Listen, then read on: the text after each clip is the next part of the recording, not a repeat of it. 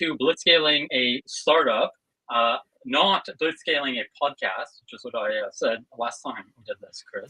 But Blitzscaling, a podcast. Welcome, Chris. Yes, it's great to be back. I didn't correct you last time because I find that the listeners figure it out on their own, and there's no sense in drawing additional attention to it. But whether we're blitzscaling a startup or blitzscaling a podcast, the principles of blitzscaling apply.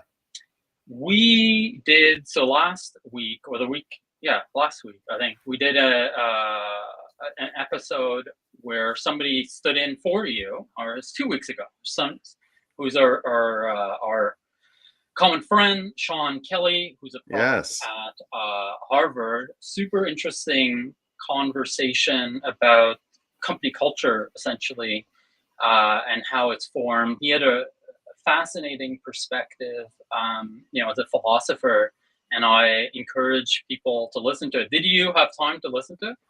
I haven't had time yet. I have been traveling, which is the reason why I was not on. I have made 3 cross-country trips in the past 2 weeks. I just narrowly managed to avoid making a 4th, which would have made things just truly exhausting. But I am grateful to be on the ground for about 2 weeks, which is, again, once upon a time, it would not have seemed that rare, but now it does seem a bit rare.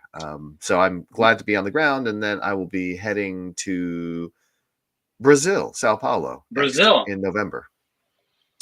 I had never realized this because I guess maps are a little bit misleading, but flying from essentially anywhere to South America is, they're very long flights. Like South America is so remote from. That's correct.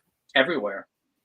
Yeah, it's usually about a 20-hour trip to get to Sao Paulo, because first I need to travel to some other location within the United States. There's no direct San Francisco to Sao Paulo routes. So I would usually need to travel to Dallas, Houston, Miami, someplace like that. Or occasionally even Mexico, although I have sworn off that. I can tell you, I flew to Brazil via Aeromexico, and I did not enjoy the experience. And so I've told all future conferences, no Aeromexico. Okay, so I listened to a podcast episode or an interview that Reid Hoffman did with Peter Thiel. Mm-hmm. Okay, and this is available to anybody on a podcast that is called Masters of Scale, The Complete Interviews. So I highly encourage folks to listen to it.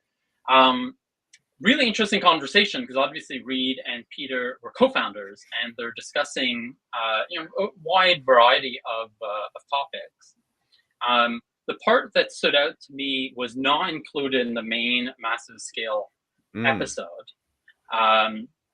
And I'll give you a quick summary of my takeaway, and then the question that I had, or the thing that seemed to conflict with what I understood of kind of generic advice. Yes. So here's my summary. It's just like, essentially for PayPal, they had a true north on payments and network effects. So they had this kind of like thesis around that. And they really were obsessed with figuring out how to make the distribution easy. But in terms of the kind of problem solution set that they were optimizing for early on, they were not set on anything specific. So they started with money by cell phone, money by Palm Pilot, money by email. Then they had a very narrow use case, which was splitting the tab. And then they landed on this use case, just eBay. And because their hypothesis about payments plus network effects plus kind of like organic viral growth was so correct, once they found that use case where it just like made so much sense for everybody, it just really took off. Is that that is an accurate summary? That's an accurate summary of how Reid and Peter tell the story. And again, not having been in the room at that point in time, I can tell you from the outside I was observing PayPal during that time because I'd known Peter when I was a freshman at Stanford. Observing from the outside, they did in fact sort of go through these different renditions, and the Palm Pilot beaming was the thing they originally launched with, as opposed to the email. So that part of it definitely rings true, and that's provable by looking at the public record. So here's the question, which is like, this seems to be the opposite of what, at least I understood, of what you've been told to do. And my understanding of what you're supposed to do when you're starting a business is to find a burning pain point, right? So in this case, it'd be, eBay payments. And it should be a pain point that you personally have experienced. And then you should set out to solve it. And like, not only here, like, it feels to me like when they set out, they didn't really have a truly burning pain point that they were trying to solve. They had a hypothesis, and then they set out looking for a pain point, kind of like in a more like organic, kind of like feeling what the market was telling them approach. So it's kind of like very kind of like scientific and structured in terms of the market hypothesis, and then very kind of like involved, engaged, kind of like non theoretical in terms of finding the use case. And yeah, I honestly, this just feels like the opposite of what I've been told that I'm supposed to do. Maybe I misunderstood that, but what's your take on it? I will explain, and I'll also explain why PayPal is a unusual case in and of itself as well. So let me talk about the PayPal case, and then that will let me get into the general case. In the PayPal case, the reason that they did this long search is that PayPal was not built to address a burning need. PayPal was a solution in search of a problem. The solution was that Peter Thiel had met Max Levchin, who was a technology genius, and Max had created technology for doing encryption on mobile phones. And so the question is, okay, this is enormously valuable, surely. How do we monetize it? How do we make it into a business? And so the progression was, first, let's create wallets on phones. All right, you have a wallet on your phone. How do you spend the money? Okay, so there needs to be some way of spending the money, right? Well, let's figure out a way to move the money around. And that's when the notion of the Palm Pilots and the beaming came in. It's like, great, we have a way to send money. And Reed famously said, look around you. We're in a restaurant in Palo Alto right now. How many of the people at each table, how many times do you see a party where every single person has a Palm Pilot? Right? Without the Palm Pilot in everyone's hands, we can't do the bill splitting that you've been saying is the use case. And so they ended up moving from encryption on phones and storage of cash there to moving money between phones to ultimately moving money without the involvement of the phones at all. Encryption, security, that became an important part of PayPal, like any payment system. But where things ended up, through a natural series of pivots, ended up being largely disconnected from the original impetus for starting the company. That is not the recommended way of doing it, but it worked out in this case. And it is an illustration of how you have to be rigorous. You can't be religious about your initial hypothesis. If your initial hypothesis and investment thesis proves to be wrong, you have to adjust it. So all of that is part of the PayPal story, and the ability to adjust the investment thesis is one of the things that helped them be successful. Now, that's the first part, and I'm happy to discuss it first before I go into the second part of what you should actually do. Yeah, well, I think the part that would be helpful if you kind of put more meat on the bone is it appears that there are parts of what, like sounds like you have a hypothesis of what you're doing, right? And here they have their hypothesis, and there are certain parts of the hypothesis where it's important that you be right, and there are other parts where it's less important that you be right, and you should actually learn by executing.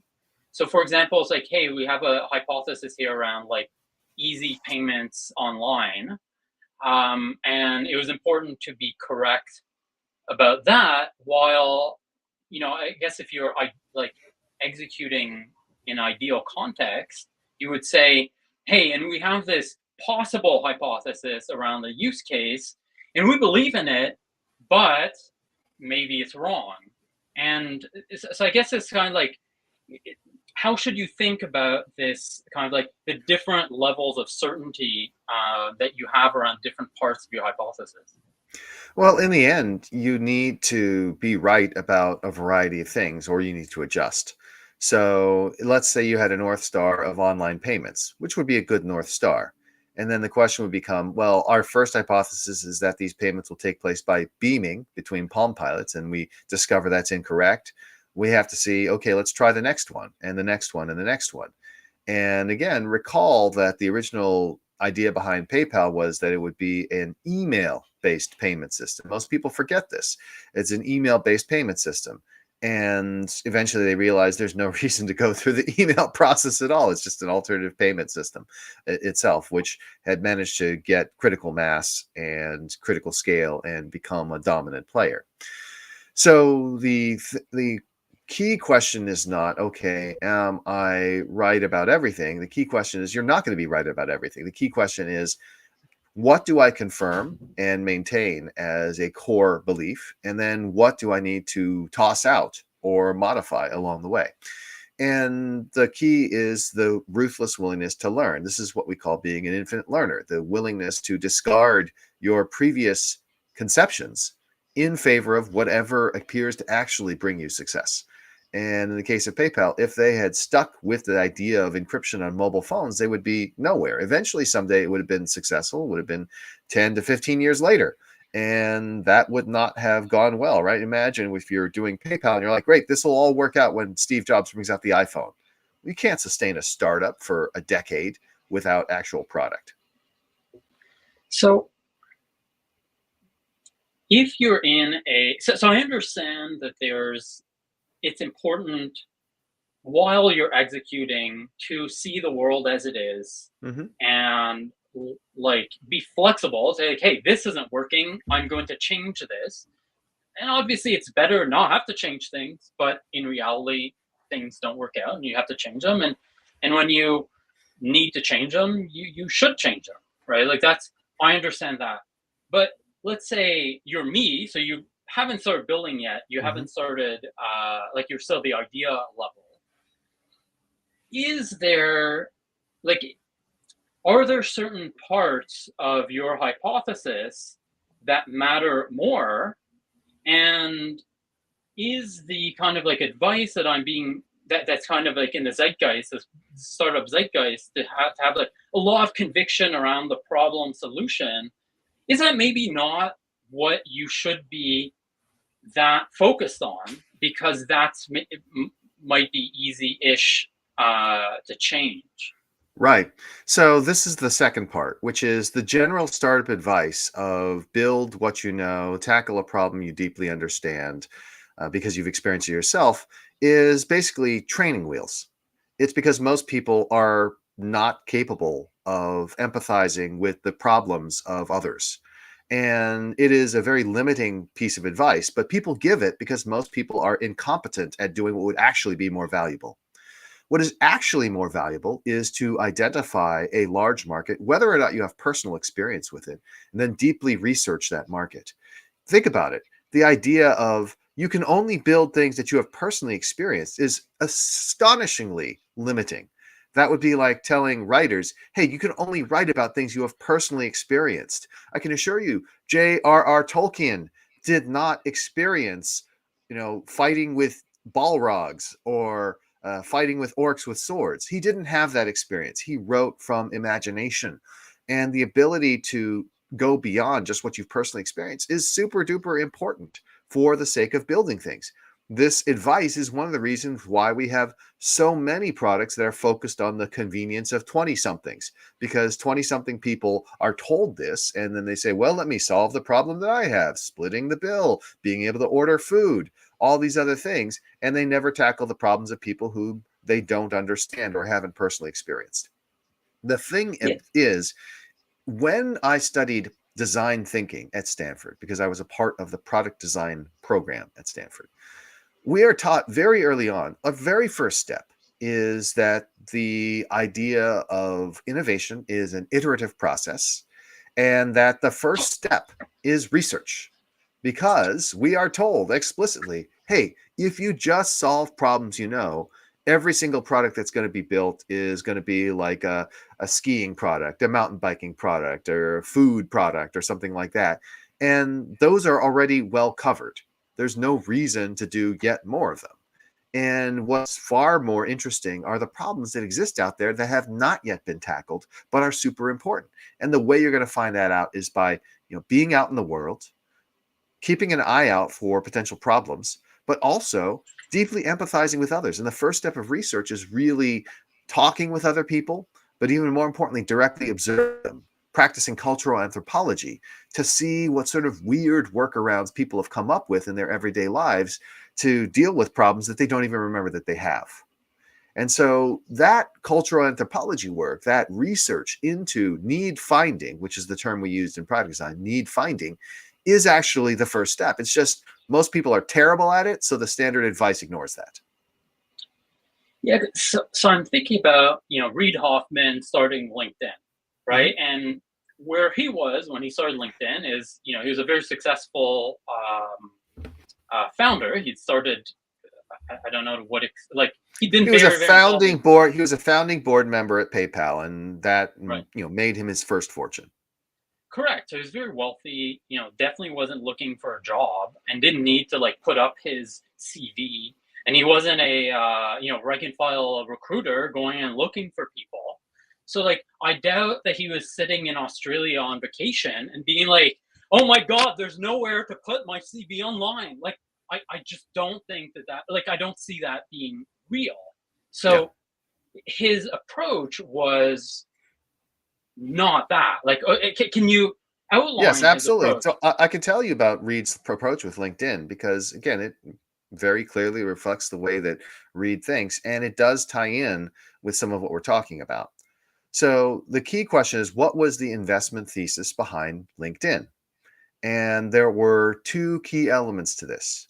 The first is that we live in a networked world where the ability to manage, expand, and leverage your network is going to be very important.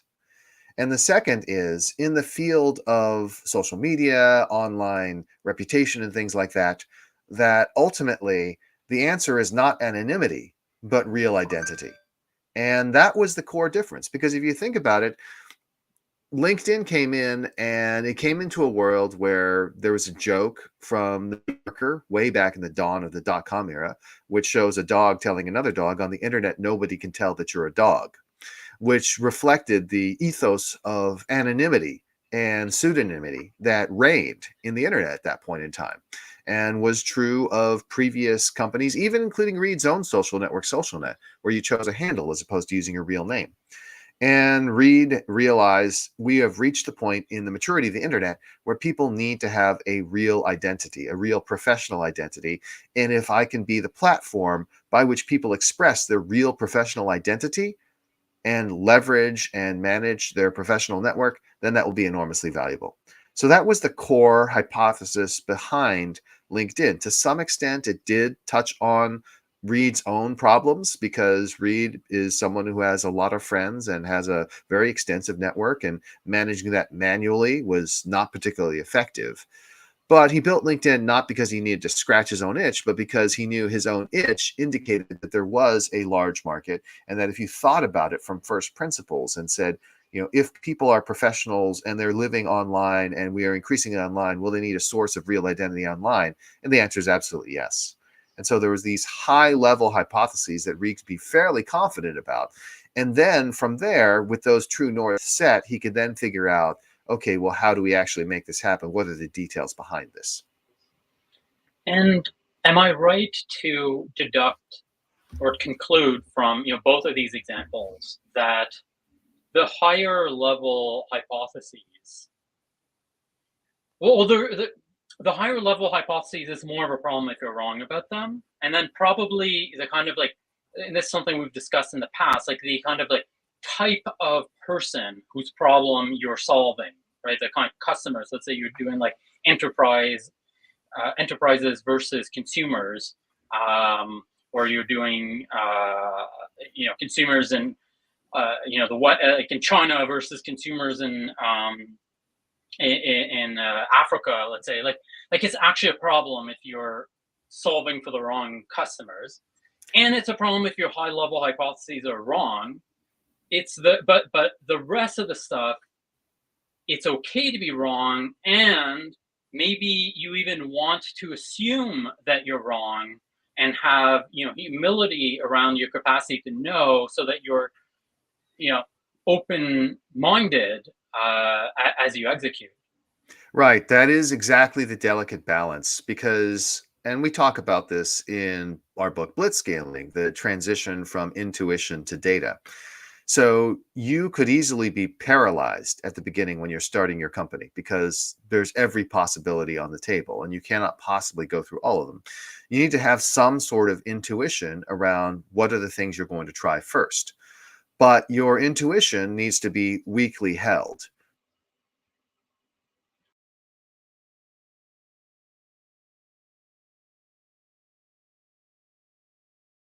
I'm going to modify, I'm going to try different things.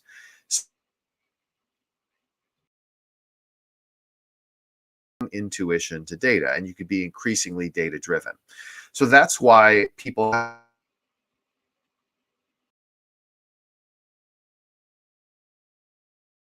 leverage my intuition. And then later on, when they have data, they're like,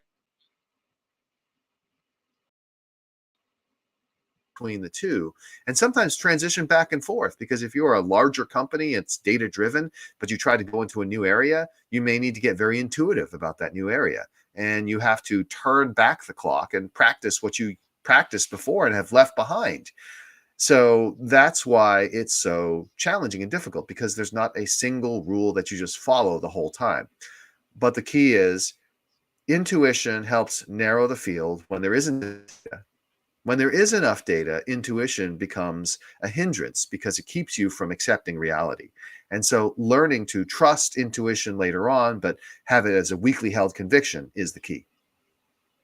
But the higher level stuff, right? So let's say, hey, I think that real identity, I think real identity time, like combined with social networks, is a really powerful trend. And I think there'll be a social network for professional stuff. Um, that, like, how do you think of intuition versus logical reasoning in relation to that? Well, I think that that is a case of largely first principle thinking, but one which you can rely on. So the question would be, throughout human history, have people preferred to transact with people on the basis of their actual identity or with random pseudonyms? And the answer is the former, not the latter. Okay, do I believe the internet is going to be different from every other medium that has ever existed? Probably not. And these are the kinds of high level reasoning that can give you conviction around the very high level concerns and assumptions. While and the stuff that you have intuitions on, or actually, like, your feeling about systems are so complex that they act in a non-logical manner. So let's say like consumer behavior. I mean, how are you supposed to truly model that out? Like, you're Right. not going to sit down and say like this is what consumers going to want next. It's like they consumers don't act in a logical manner. So actually, like you can't have a logical reasoning approach to that. You need to use your intuition for that. And then once you have data on how this non-logical system functions, that's when you can start to apply a layer of logic on what you've learned about how that non-explainable system functions in real life. Right. So let's take the example of social media again, and we'll look at consumer social media because it is to some extent the most unpredictable. We have Facebook, which is a consumer social network that largely won its market, that is primarily focused on text content. Yes, of course, images, video are part of it, but it is a text based medium. We have Snap, which was able to carve out its own niche by largely being coming from the basis of being photo based, similar to Instagram, but less public, more person to person. And we have TikTok, which is a video based social media medium. Again, these are not the same thing, right? Snap is not just Facebook focused on pictures, and TikTok is not just Snap focused on video, right? They have different things that they do.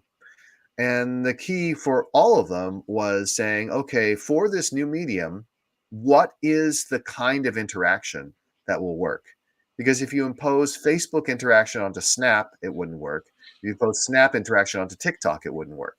So you might have a high level conviction around, hey, human beings love video and they need shorter video. That would be the TikTok conviction. But then how you actually make that work is another story because people had that same high level conviction in the earlier days. That's what Vine on Twitter was, and yet Right. that didn't work. And so the high level conviction of short video for social media being interesting is something that you can say, yeah, that works. But then how you actually instantiate that, that becomes the more weakly held beliefs that you're going to have to experiment with. Because again, Vine did not work and TikTok did. Yeah, so you need to both have a well-reasoned, well-researched, high-level hypothesis that's just correct.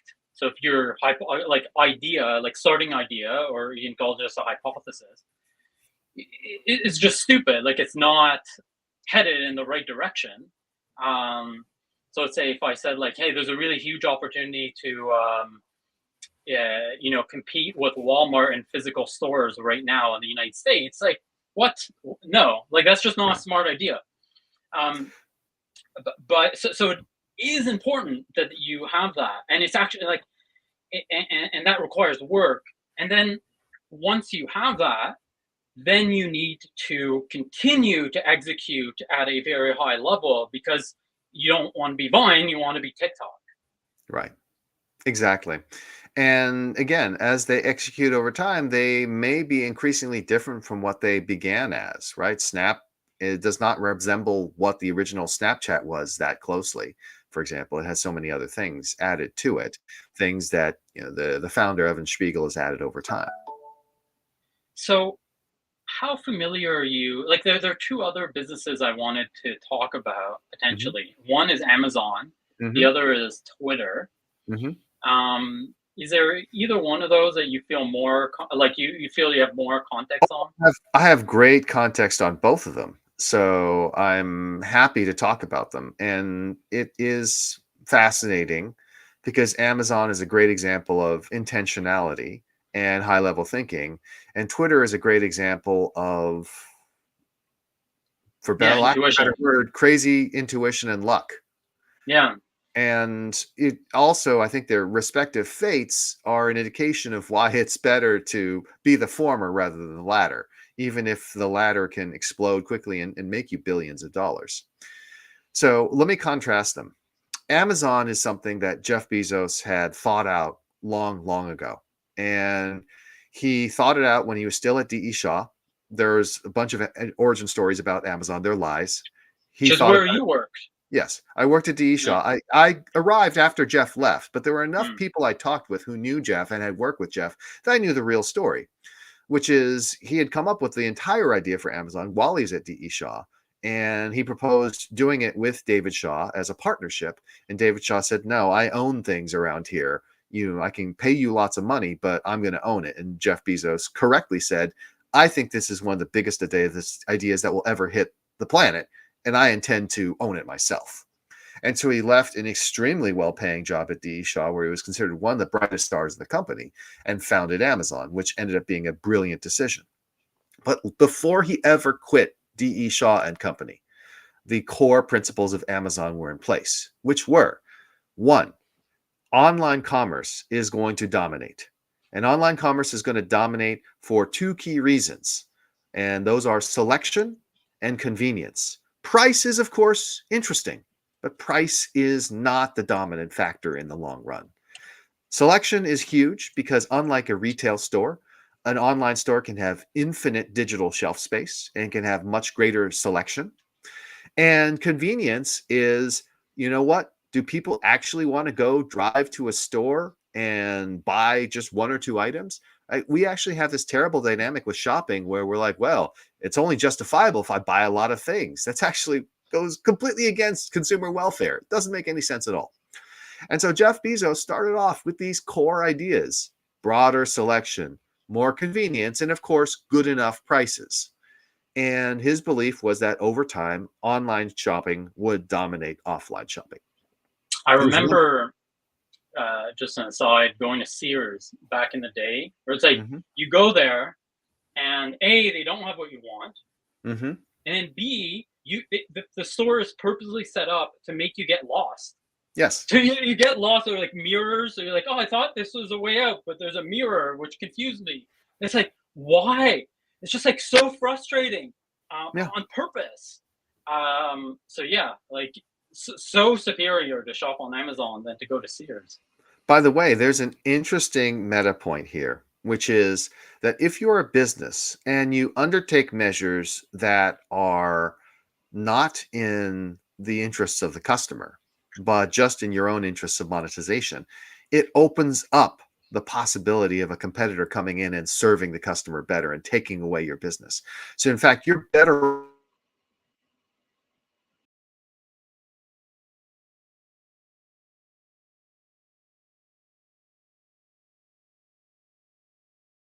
Yeah, not being customer hostile is always a benefit. So the point is that Amazon was planned out well in advance with a very core set of principles, which, again, even if there wasn't direct evidence immediately because online commerce was new, it was something that if somebody actually sat down and thought about it objectively, these things were obviously true. And Jeff Bezos has stuck with that ever since, and it has made him one of the world's richest men and made Amazon one of the world's most successful companies. Twitter is a completely different story. Ev Williams started Twitter after selling Pyra Labs, the creators of Blogger, to Google. And Ev created a company called Odeo, which was going to get into the nascent field of podcasting. And we're going to help make podcasting a thing. And it turns out the world wasn't ready yet. Podcasting did become a huge thing. It just took a lot longer than they expected. And with Odeo, they said, okay, we're going to give money back to investors, and then we'll try to figure out something else. And along the way, as you know, Ev Williams was the principal founder, but there's these other guys, Biz Stone and Jack Dorsey, and they came up with this idea of, well, what if we did this, text message thing? And it was done via text message, not via app. You signed up for the service, and you sent a text message, and you put a message that had to be 140 characters or less because that was the length of an SMS message, and then Twitter would send out those SMS messages to people. And this was just something that they tried. They tried a lot of things. Most of them didn't work. They tried this one and it took off. They promoted it at South by Southwest, and a lot of the digital influencers began using it, and it became a bigger thing. But so much of it was accidental, right? The notion of the SMS message is completely absent from Twitter now. The notion of the character limit still exists, but they increased the character limit because there's no magic to 140 characters. And all these things that we now think of, likes, retweets, and replies, and everything like that, none of that existed in the early days, right? So this is something that started with a spark that was largely accidental, that then grew over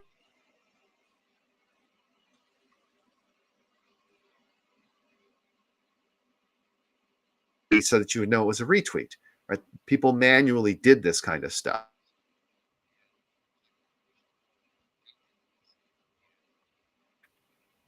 Twitter is successful, less successful now that Elon Musk has taken over, but it was successful as a company that's worth billions of dollars and is one of the most influential social media networks, disproportionately influential because so many influencers, journalists, and other people are on it. But it is not a case of something where people had a clear hypothesis. What's the clear hypothesis around Twitter? There was none. If I tried to create one in retrospect, and I've thought about this, why did Twitter take off whereas blogging did not? It's because it's more designed for dopamine hits. You don't have to be a writer to feel like you can tweet. All you have to do is type a few words. And the mechanism of replies and retweets and so on and so forth provided immediate dopamine feedback for people who were posting things.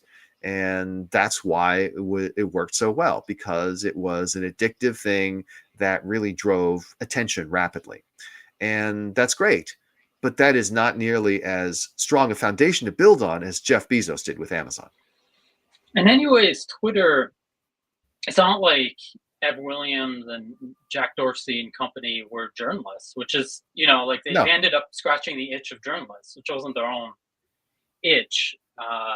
So they kind of did what you recommended without the hypothesis. They kind of like went out into the market and kind of like built their way to a use case. And again, I do not recommend it. What I always remember is Mark Zuckerberg's statement about Twitter, which is insulting, but has a strong kernel of truth, which is the clown car drove off the road and into a gold mine.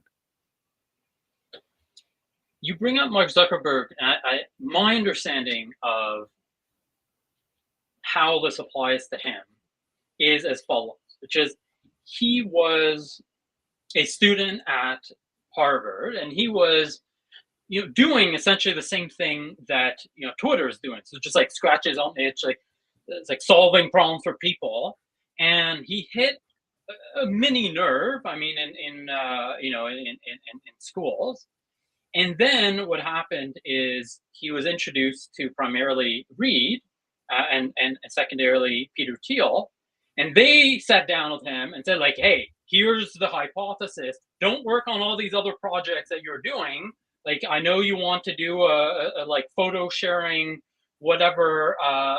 But Wirehog. Wirehog was the name of it. Stop doing all this junk. Focus on this, and let's come up with a structure on how to do it. Is that accurate?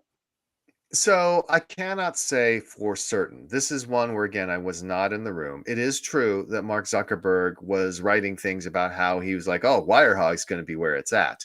And it's also true that Peter and Reed had a hypothesis around social networks and saw Facebook. And again, why did they not do it themselves? Because they saw that Mark had touched a nerve. Like, he had found it, and they met him, and they're like, this guy is freaking smart and driven and is probably going to be successful. Let's get him working on behalf of what we think the world is going to be. So I think that it is a combination of Mark having found a nerve, but also just being personally impressive as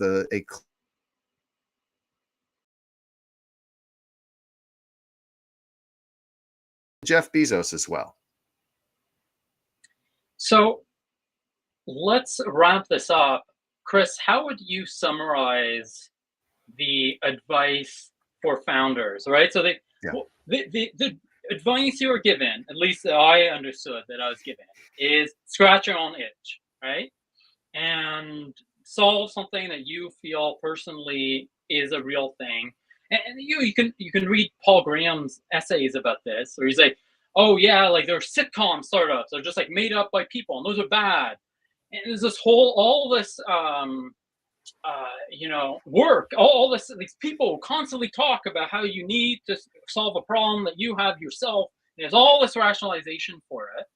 That's what at least I understood that you were told. But what is and you say, well, those are training wheels. What is, like, assuming you don't need training wheels, how would you summarize the actual approach that you should do? The actual approach is to look at the world and discover something that should exist, where the high-level principles around why that should exist are very clear, easily explained, and where there's plenty of evidence, even if it's circumstantial, to suggest that you are correct about it. And if you have that high-level hypothesis, there are certain other elements of it, like figuring out who your target market is, that you can actually do a lot of rigorous work to define. So figuring out your target market, it doesn't have to be you, right?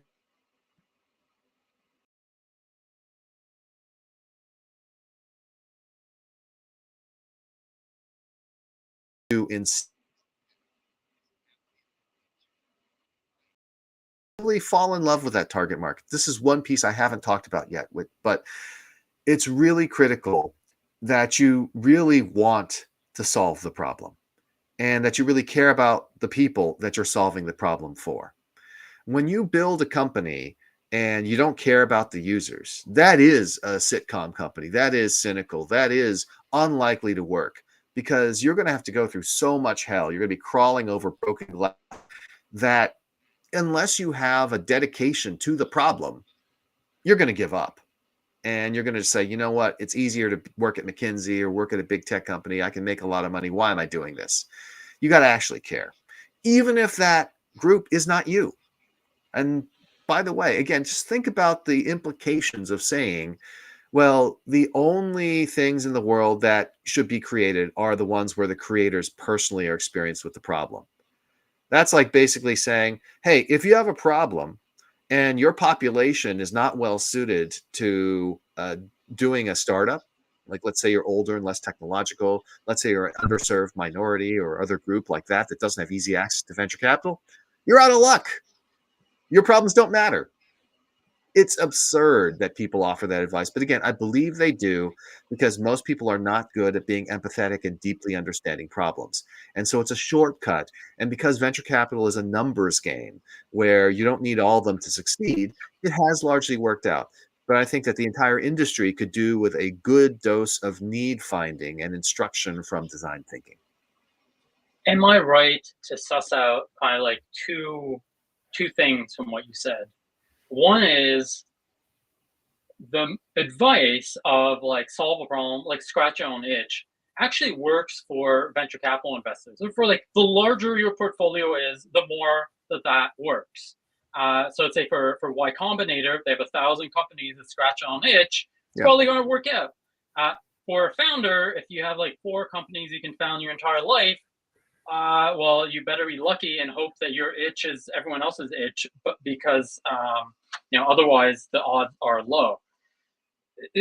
The other element that might be like a rule, it might be like, hey, you don't have to be the customer, but you have to not hate the customer or something like that. We have to actually care about the customer. I think indifference is not enough, and hatred is certainly very bad. Right. It's something where you're like, you respect the customer, you want the customer to succeed. You are glad that not only are you doing this to make a lot of money, but you're also helping people along the way, because that's a much stronger motivation. Yeah, of course. There are a lot of founders who hate their customers, Yes. more than admit it. And that's really sad because you end up running a business you don't actually enjoy running. And again, you can make money that way. There's no question people have made money serving customers they dislike. But it's just not the kind of life that I wish upon myself, yourself, or the listeners who are on this right now. So, Chris, thank you for the input here. So clarifying. Thank you to everybody who spent the time to listen to this. And please like this video or subscribe. B, if you know anybody who is a startup founder and who would have heard the kind of generic startup advice, presumably it's everybody, and you might be headed in the wrong direction for that reason, please share this with them. And then if you want, the final thing is join our Patreon, patreon.com/blitzscaling. So you can get more, goodness, Blitzscaling goodness. Awesome. Julien, as always, I enjoy these conversations so much, and I can't wait until we've taken all the transcripts and used them to create a Chris Yeh chatbot. Yes, well, NFX did that. Did you see? I saw that. I think that sooner or later we'll have enough of a corpus to do that as well. Bye, Chris. Goodbye, Julien.